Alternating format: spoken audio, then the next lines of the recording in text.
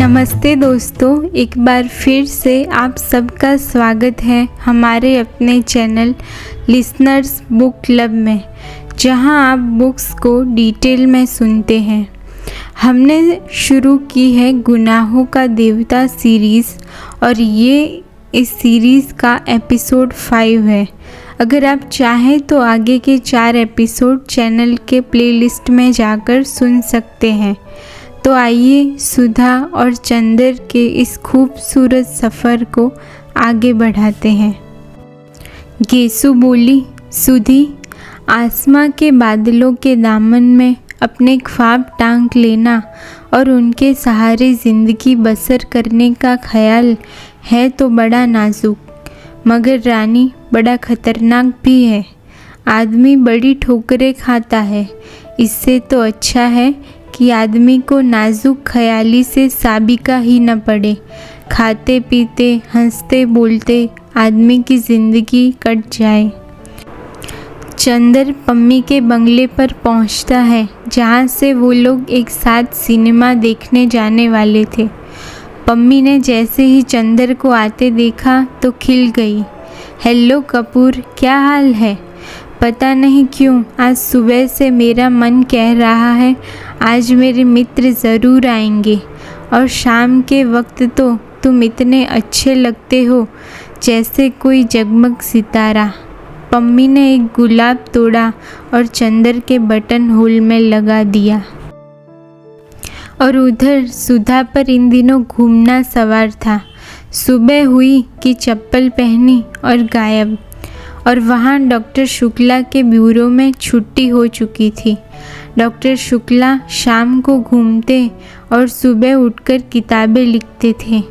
एक दिन सुबह वे किताब लिख रहे थे कि चंदर आया और उनके पैर छूकर बोला, प्रांतीय सरकार का वो पुरस्कार कल शाम को आ गया। कौन सा? वो जो उत्तर प्रांत में माता और शिशुओं की मृत्यु संख्या पर मैंने निबंध लिखा था, उसी पर।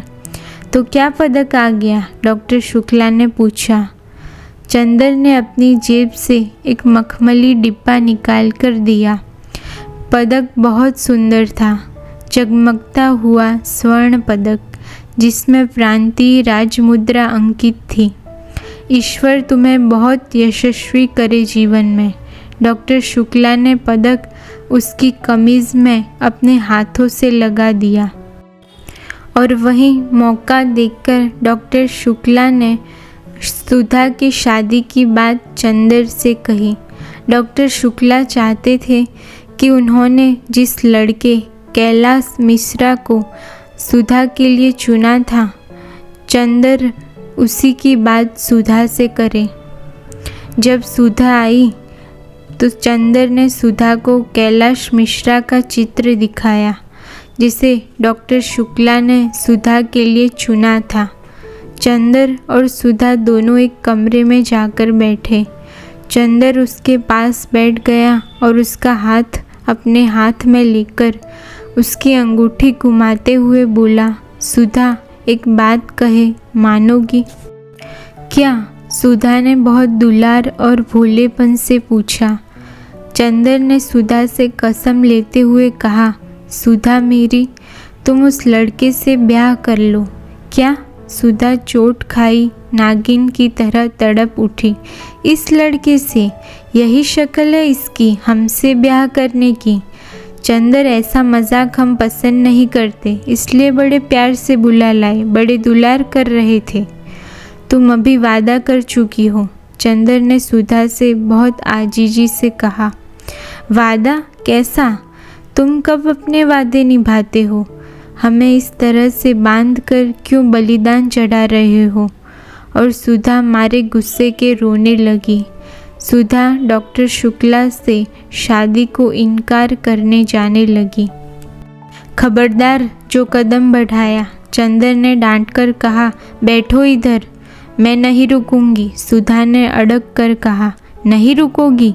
नहीं रुकूंगी, सुधा बोली, और चंदर का हाथ तैश में उठा और एक भरपूर तमाचा सुधा के गाल पर पड़ा। सुधा के गाल पर नीली उंगलियां उपट आई। वो स्तब्ध हो गई, जैसे पत्थर बन गई हो। आँख में आंसू जम गए, पलकों में निगाहें जम गई, होठों में आवाज़ें जम गई और सीने में सिसकियाँ जम गई। सुधा एकाएक फिर सिसक पड़ी और चंदर के पैरों पर सिर रखकर बोली, चंदर, सचमुच मुझे अपने आश्रय से निकालकर ही मानोगे? चंदर एक गहरी सांस लेकर चुप हो गया और सिर थामकर बैठ गया। चंदर ने सिर उठाया और कहा, सुधा, हमारी तरफ देखो। सुधा ने सिर ऊपर उठाया। चंदर बोला, मैं तुम्हारे मन को समझता हूँ सुधा। तुम्हारे मन ने जो तुमसे नहीं कहा वो मुझसे कह दिया था। लेकिन सुधा, हम दोनों एक दूसरे की ज़िंदगी में क्या इसीलिए आए कि एक दूसरे को कमज़ोर बना दे, या हम लोगों ने स्वर्ग की ऊंचाइयों पर साथ बैठकर आत्मा का संगीत सुना सिर्फ इसीलिए कि उससे अपने ब्याह की शहनाई में बदल दे? गलत मत समझो चंदर, मैं गेसू नहीं कि अख्तर से ब्याह के सपने देखूं, और न ही तुम अख्तर हो चंदर। मैं जानती हूँ कि मैं तुम्हारे लिए राखी के सूत से भी ज़्यादा पवित्र रही हूँ, लेकिन मैं जैसी हूँ मुझे वैसी ही क्यों नहीं रहने देते? मैं किसी से शादी नहीं करूँगी, मैं पापा के पास रहूँगी। शादी को मेरा मन नहीं कहता, मैं क्यों करूँ? तुम गुस्सा मत हो, दुखी मत हो। तुम आज्ञा दोगे तो मैं कुछ भी कर सकती हूँ, लेकिन हत्या करने से पहले ये तो देख लो कि मेरे हृदय में क्या है। सुधा ने चंदर के पाँवों को अपने हृदय से और भी दबाकर कहा, अभी तक मेरी निगाहों ने मेरे प्राणों में अमृत भरा है और मेरी सांसों ने तेरे पंखों में तूफानों की तेज़ी। और हमें तुम्हें तो आज खुश होना चाहिए कि अब सामने जो रास्ता है उसमें हम लोगों को ये सिद्ध करने का अवसर मिलेगा कि सचमुच हम लोगों ने एक दूसरे को ऊंचाई और पवित्रता दी है। विश्वास करो मुझ पर सुधा। जीवन में अलगाव, दूरी, दुख और पीड़ा आदमी को महान बना सकती है। भावुकता और सुख हमें ऊंचे नहीं उठाते। बताओ सुधा, तुम्हें क्या पसंद है? मैं ऊंचा उठूं तुम्हारे विश्वास के सहारे, तुम ऊंची उठो मेरे विश्वास के सहारे। इससे अच्छा और क्या है सुधा? चाहो तो मेरे जीवन को एक पवित्र साधना बना दो, चाहो तो एक छिछली अनुभूति। सुधा ने गहरी सांस लेते हुए कहा, लेकिन इतनी जल्दी क्या है, अभी मुझे पढ़ लेने दो। चंदर ने कहा, नहीं, इतना अच्छा लड़का फिर नहीं मिलेगा, और इस लड़के के साथ तुम वहाँ पढ़ भी सकती हो। मैं जानता हूँ उसे, वह देवताओं सा निश्चल है। बोलो, मैं पापा से कह दूँ कि तुम्हें पसंद है?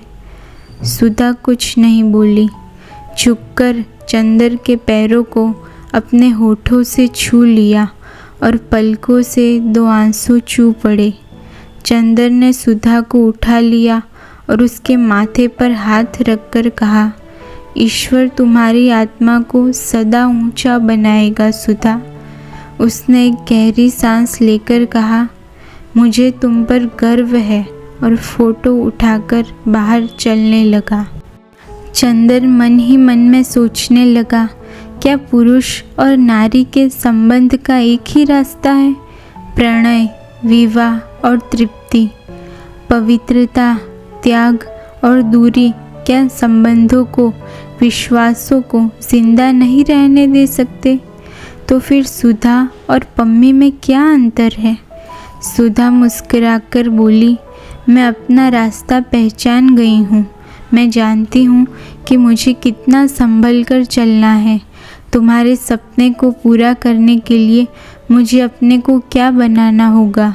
मैं खुश रहूँगी, सबल रहूँगी और सशक्त रहूँगी, और जो रास्ता तुम दिखलाओगे उधर ही चलूँगी। लेकिन एक बात बताओ चंदर, मैंने ब्याह कर लिया और वहाँ सुखी न रह पाई, उन्हें वो भावना और उपासना न दे पाई और फिर तुम्हें दुख हुआ तब? चंदर ने घास का एक तिनका तोड़कर कहा, देखो सुधा, एक बात बताओ, अगर मैंने तुम्हें सचमुच ही स्नेह या पवित्रता जो कुछ भी दिया है उसे तुम उन सभी के जीवन में ही क्यों नहीं प्रतिफलित कर सकती जो तुम्हारे जीवन में आते हैं, चाहे वो पति ही क्यों न हो। सुधा को गेसु की सुनाई हुई एक शायरी याद आती है और उसकी पंक्तियाँ कुछ इस प्रकार है। ये आज फिज़ा खामोश है क्यों, हर ज़र्रे को आखिर होश है क्यों, या तुम किसी के हो न सके या कोई तुम्हारा हो न सका, मौजें भी हमारी हो न सकी, तूफ़ान भी हमारा हो न सका। उधर सुधा की बुआ जी ने ज़ोरों शोरों से सुधा की शादी की तैयारियां शुरू कर दी थी। बुआ जी अपने गांव से एक महाराजिन, एक कहारिन और 2 मज़दूर लेकर आई थी। बुआ जी की ज़बान जितनी तेज़ थी, हाथ भी उतने ही तेज़। 4 बोरा गेहूं के उन्होंने साफ करके कोठरियों में भरवा दिए। गांव से कम 5 तरह की दालें लाई थी।